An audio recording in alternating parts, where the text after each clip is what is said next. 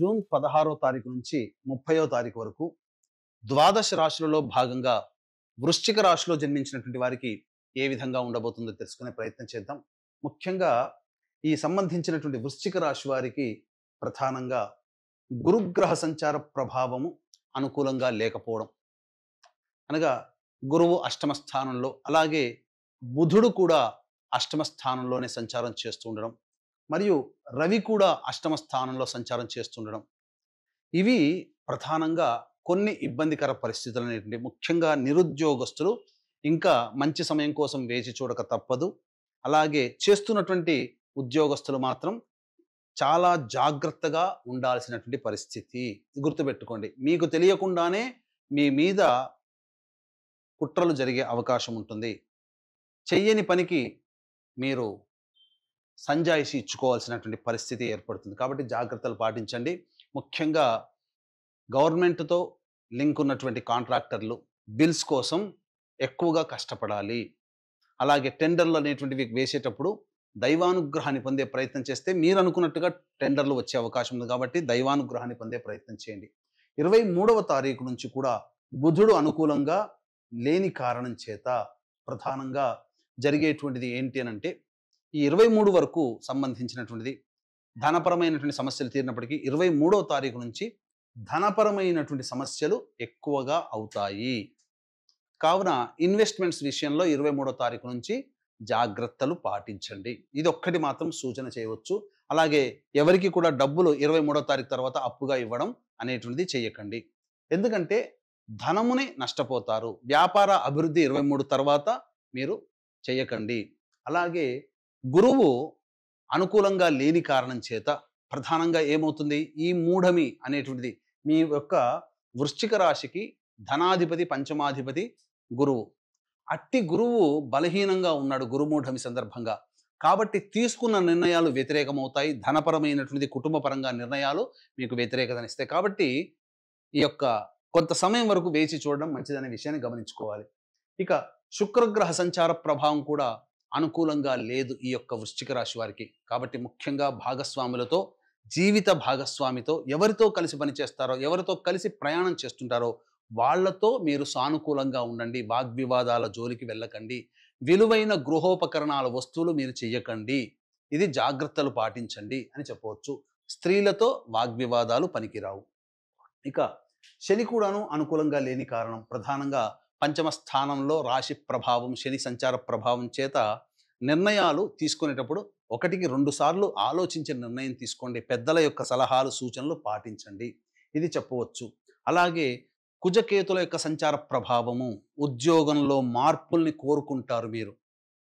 మీకు తెలియకుండానే మీరు సున్నితంగా మనస్కులుగా ఉండడం గానో, లేకపోతే చిన్న దానికి కూడా భరించలేకుండా తొందరగా ఎక్కువగా రియాక్ట్ అవ్వడమో అనేటువంటిది జరుగుతుంది. కోపములు ఎక్కువగా వస్తాయి. జాగ్రత్తలు పాటించండి. కోపాన్ని దిగమింగుకునే ప్రయత్నం చేయండి.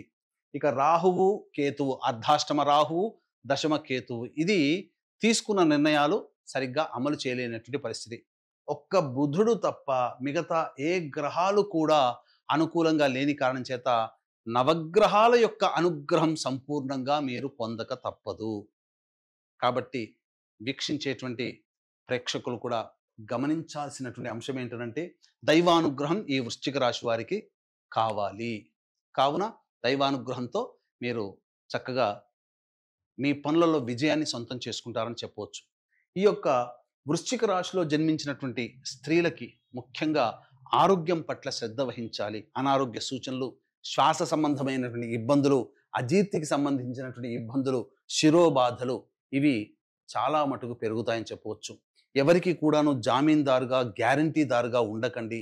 మీ డబ్బులు ఎవరికి అప్పుగా ఇవ్వకండి. ఒకసారి పోతే మళ్ళీ తిరిగి రావు. ఈ సమయం ఈ స్త్రీలకి అనుకూలంగా లేదు. చేస్తున్నటువంటి వృత్తి వ్యాపారాలు మీరు సాధారణంగా కంటిన్యూ చేయండి తప్ప కొత్త వాటి జోలికి వెళ్ళకండి. ఇప్పటికే మీకు గౌరవంగా ఉన్నటువంటి వాళ్ళు మీకు మళ్ళీ అగౌరవాన్ని పరిచే విధంగా ఉంటారు.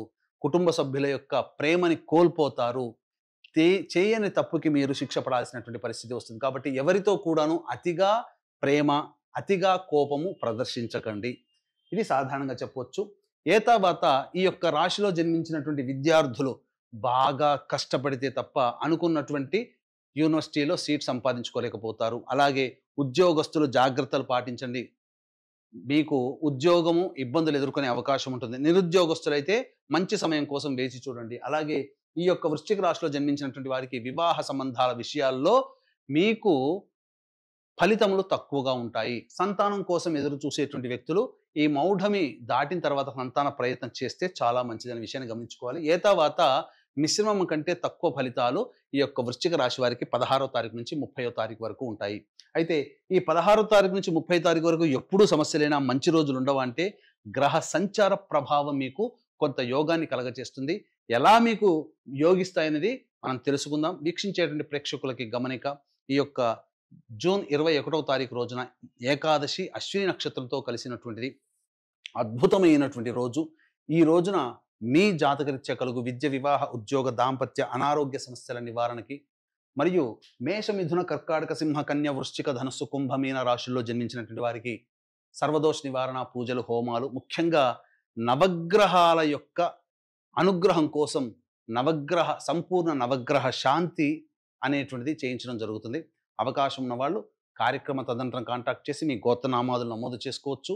ఈ కార్యక్రమంలో నమోదు చేసుకున్నటువంటి వాళ్ళకి శక్తిపాతము చేయబడినటువంటి శంకరుంగలి మాలని మీకు ఇవ్వడం జరుగుతుంది. ఈ యొక్క కార్యక్రమంలో మీ గోత్రనామాదులు నమోదు చేసుకోవచ్చు. ఇక గమనించుకున్నట్లయితే 16వ తారీఖు రోజున ముఖ్యంగా రాని బాకీలు వసూలవుతాయి. ధనపరమైన సమస్యలు తీర్చుకుంటారు. ఎదుటి వాళ్ళ సహాయ సహకారాలతో మీ పనులన్నీ పూర్తి చేసుకుంటారు. విందులు వినోదాల్లో ఆనందంగా పాల్గొంటారు.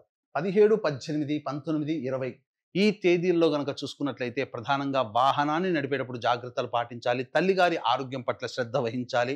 గృహ మరమ్మతులు, వాహన మరమ్మతులకి ఖర్చులు అధికంగా అవుతాయి. సంతోషం లేనటువంటి పరిస్థితి. అలాగే మీ ఆరోగ్యం పట్ల కూడా శ్రద్ధ వహించాల్సినటువంటి పరిస్థితి. వృధా కాలయాపన జరుగుతుంది. ఏ పని ముందుకు సాగదు. బ్రేక్స్తో కంప్లీట్ అవుతుంది. ఖర్చులు కూడా ఈ 4 రోజులు అధికంగా ఉంటాయని చెప్పవచ్చు. 21, 22, 23, 24 తేదీల్లో గనక చూసుకున్నట్లయితే మీకు ధన రాబడి చాలా బాగుంటుంది. ఇదివరకు పెట్టినటువంటి ఖర్చులకి మించిన ఆదాయాన్ని మీరు లభించడం ద్వారా మీరు రుణ విమోచనాన్ని పొందుతారు. రాని బాకీలు వసూలవుతాయి. ఇతరుల యొక్క సహాయ సహకారాలతో మీరు మీ పనులను పూర్తి చేసుకుంటారు. ఆనందంగా జీవిస్తారని చెప్పవచ్చు. ఇక 25, 26 తారీఖుల్లో మాత్రం మీరు ఎక్కువగా కష్ట నష్టాలు ఎదుర్కోవాల్సినటువంటి పరిస్థితి. ముఖ్యంగా ఉద్యోగంలో ఉన్నటువంటి వాళ్ళు చాలా జాగ్రత్తలు పాటించాలి. లేదా ప్రభుత్వపరమైనటువంటి ఇబ్బందులు ఎదుర్కొనే అవకాశం ఉంటుంది. ధనపరమైన ఖర్చులు ఊహించకుండా ఎక్కువగా ఉంటాయని చెప్పవచ్చు. అన్ని విధాలుగా జాగ్రత్తలు పాటించాలి. మీ ఆరోగ్యం పట్ల కూడా శ్రద్ధ వహించాలి. 27, 28, 29 తేదీల్లో సంతానము మూలకంగా ఖర్చులు, సమస్యలు, సంతానముతో విభేదాలు పెరుగుతాయి కాబట్టి లౌక్యంతో, సంతానంతో వ్యవహరించండి.